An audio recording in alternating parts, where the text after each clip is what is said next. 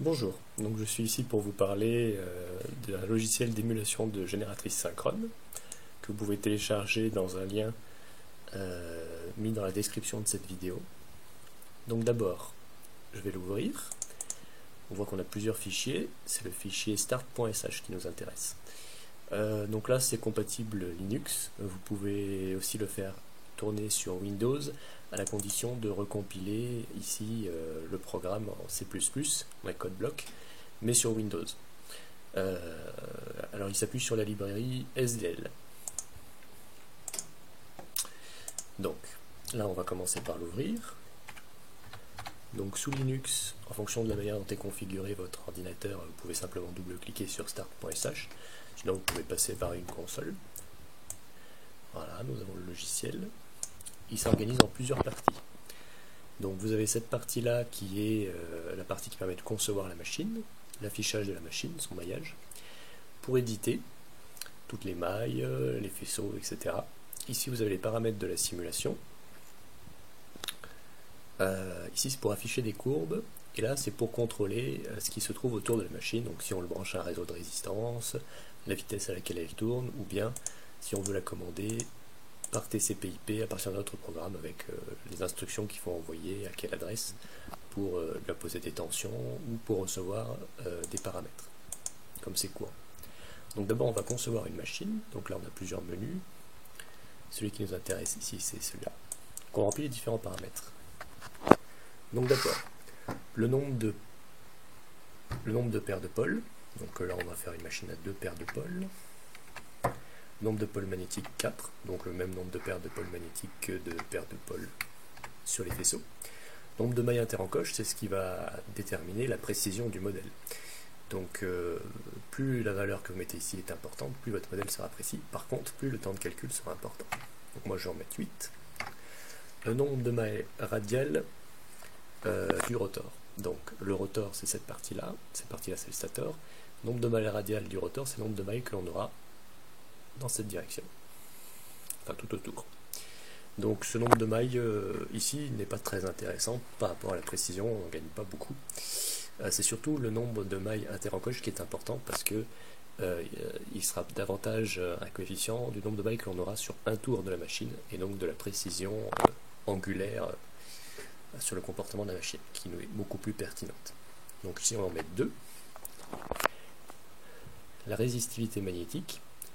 Donc la résistivité magnétique, c'est l'équivalent, par analogie avec les circuits électriques, de ce que serait la résistivité si on prenait le flux magnétique comme courant et l'inductance, la force magnétomotrice en tension. Donc on peut l'obtenir en prenant l'inverse de la perméabilité magnétique du vide fois la perméabilité relative du matériau ferromagnétique.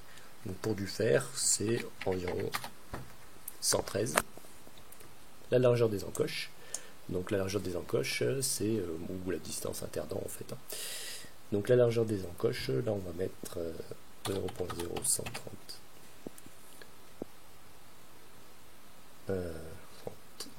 138,6. Voilà.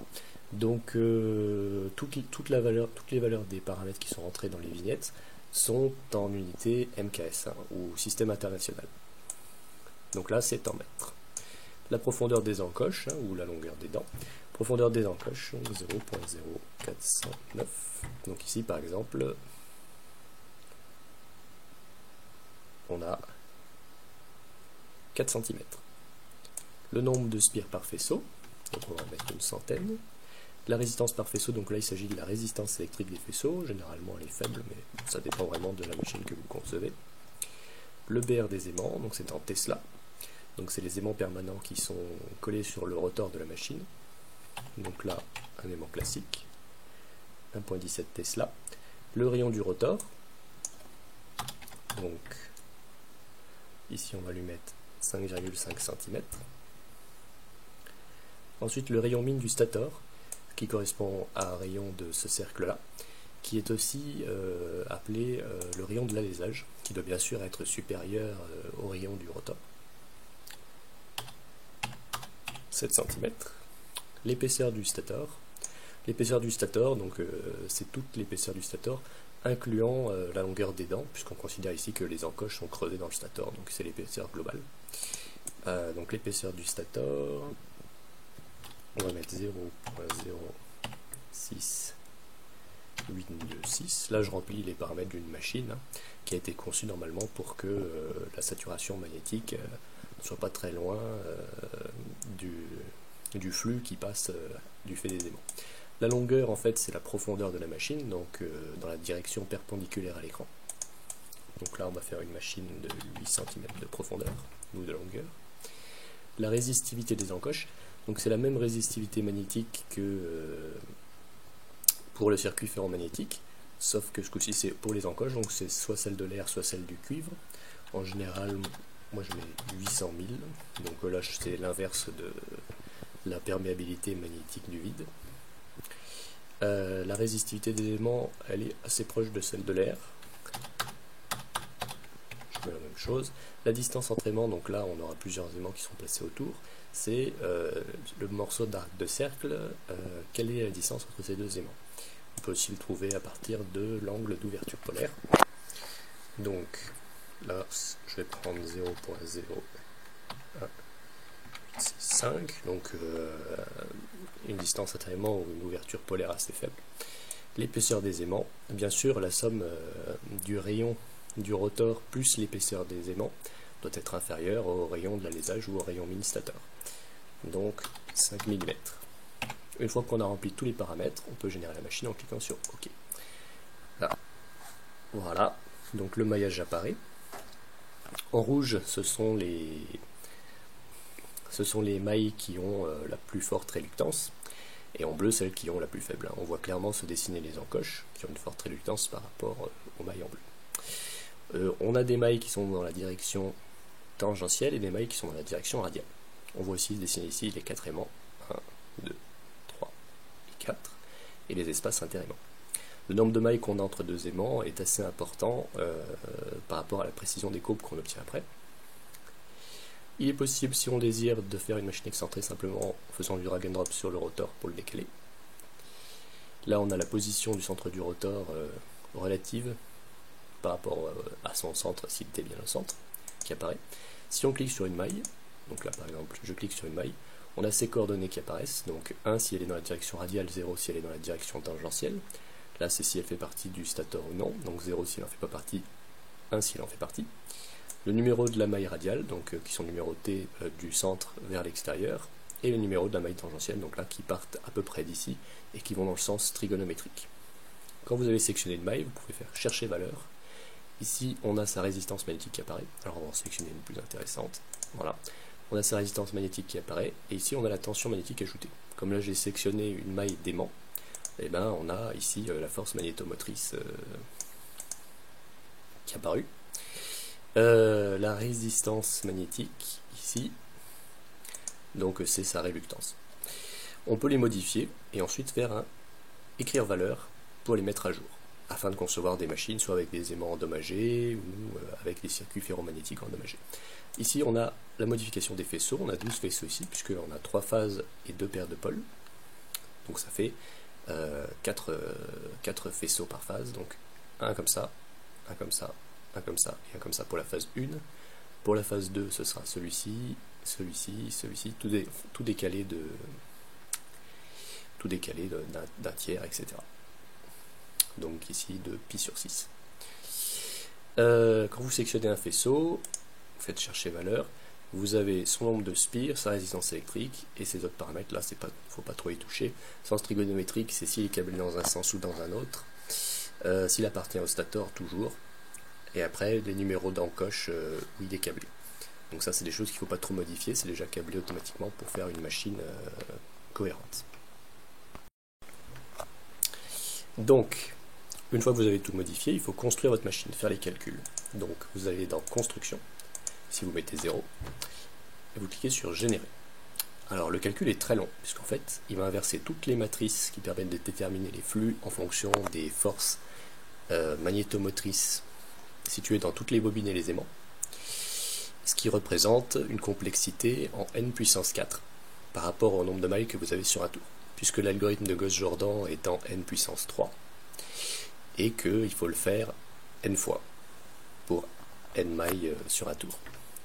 Donc là, par exemple, pour une machine de cette taille, il faut 2 jours de calcul à peu près. Si on faisait une machine 2 fois plus petite, donc pas en taille mais en nombre de mailles, si on faisait une machine avec 2 fois moins de mailles, il faudrait 2 heures à peu près de faire le calcul. Et si on fait une machine avec 2 fois plus de mailles, il faut 1 mois, 16 fois plus de temps. Donc là, par contre, je vais quitter. Alors oui, petite difficulté. Voilà. Quand la simulation est terminée, que le travail a été fait, vous avez ce fichier qui apparaît, récupération.moteur. Vous pouvez changer son nom ou le laisser tel quel, ça n'a pas d'importance. Si vous relancez le programme par la suite, vous pouvez simplement le charger, dans charger, et vous mettez son nom. Donc ici, récupération.moteur. Donc je clique sur OK. Alors le chargement peut être un peu long, puisque on peut constater que le fichier fait 288 mégaoctets. C'est toutes les matrices inversées. Ils ont quand même été un peu compilés pour gagner de la place. Et ça fait quand même une taille importante. Donc là on attend qu'il charge. Voilà, donc on voit réapparaître notre maillage, le chargement a réussi. Donc, maintenant, on va faire une simulation. D'abord, on va remplir les paramètres de la simulation. On a le bouton démarrer pour lancer la simulation et le bouton arrêter pour l'arrêter. AC update pour mettre à jour les paramètres. Donc ici, le pas de temps. Alors moi, je mets 1 milliseconde. Ça, c'est à régler plus ou moins de façon empirique, mais bon, après, il faut évaluer physiquement des choses à peu près cohérentes. Ici, le paramètre confort nous donne une information sur la capacité de l'ordinateur à faire le calcul à la vitesse que l'on veut. C'est un logiciel d'émulation temps réel. Et là, il y en a un ratio temporel parce qu'on ne peut pas toujours émuler en temps réel. Donc 1, c'est en temps réel. Si je mets 0,5, ça veut dire que la modélisation est 2 fois plus lente. Il va aller 2 fois plus lentement que le temps réel, donc on ralentit. Et si je mets 2, il va 2 fois plus vite. En général, on met plutôt quelque chose au ralenti. Alors, une fois qu'on a mis nos paramètres, on clique sur Updater. Voilà. De l'autre côté, ici, on gère l'interface. Donc là, on dit qu'on va se mettre sur un circuit de résistance qui sont reliés à notre génératrice synchrone. Des résistances de 2 ohms, donc c'est un circuit en étoile. Et on choisit une vitesse de rotation de la génératrice en radians, donc je mets 2 radians. J'update. Quand j'ai fait tout ça, je peux démarrer ma simulation. Si je fais un clic du milieu sur la fenêtre où est mon maillage, je peux voir les flux, alors en temps réel a priori, mais là non, tourner avec ma génératrice, qui tourne en même temps. Donc, d'ailleurs, vous pouvez voir, si je augmente ici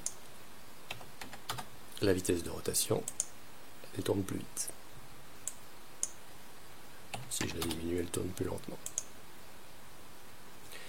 Donc, je vais me remettre sur 2.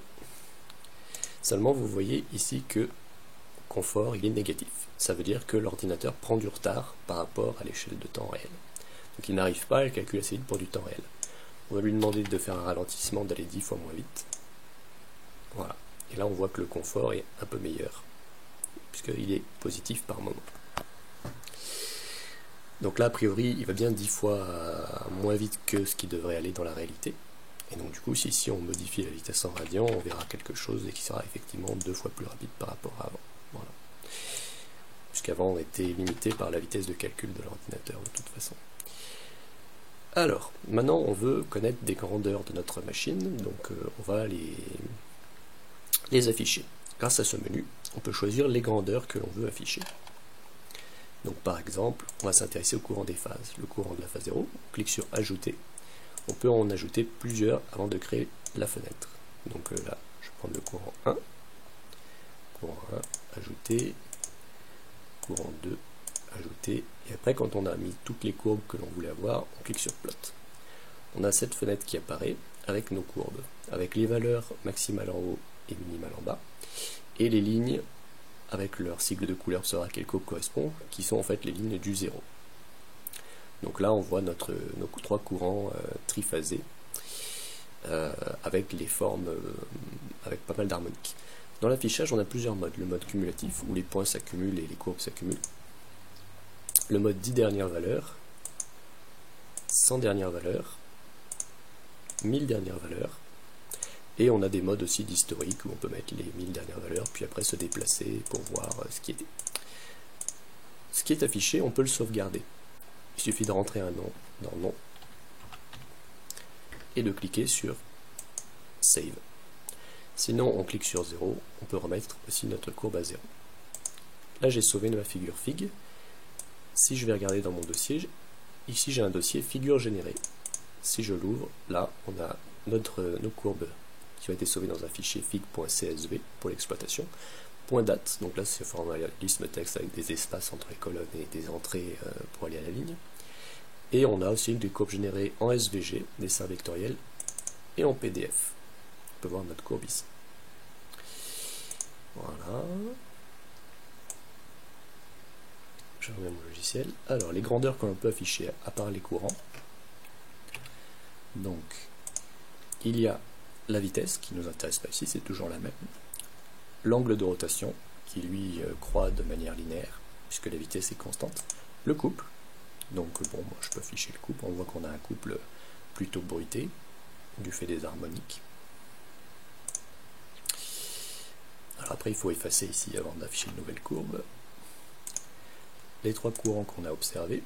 Après on peut afficher les inductances, donc en fonction de la position angulaire de la machine, puisque là elle tourne, les forces électromotrices, et les flux d'une maille au choix.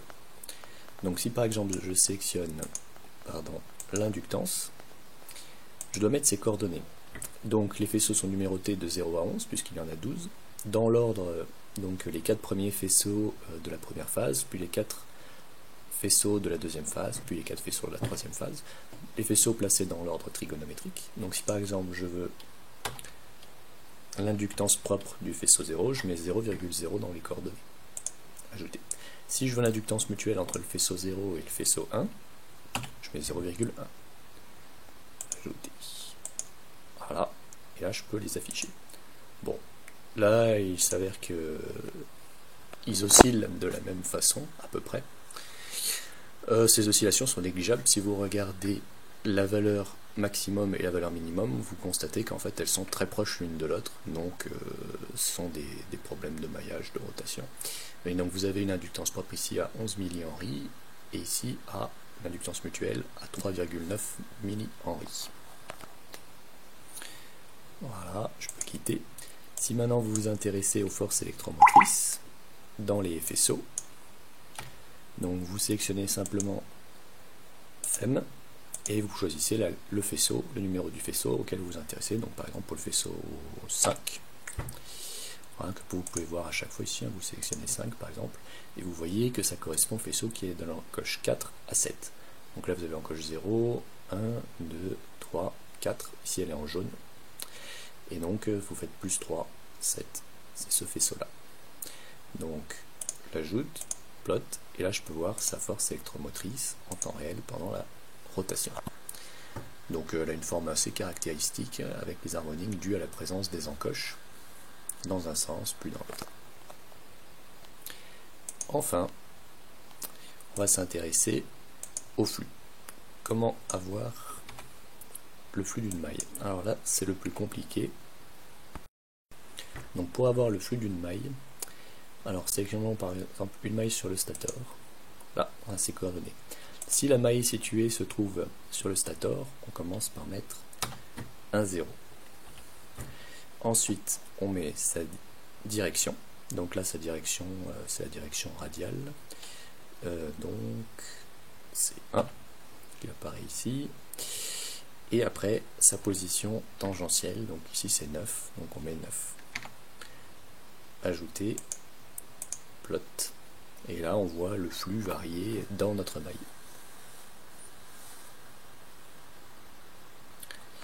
Alors, ensuite, si on veut une maille qui se trouve sur le rotor,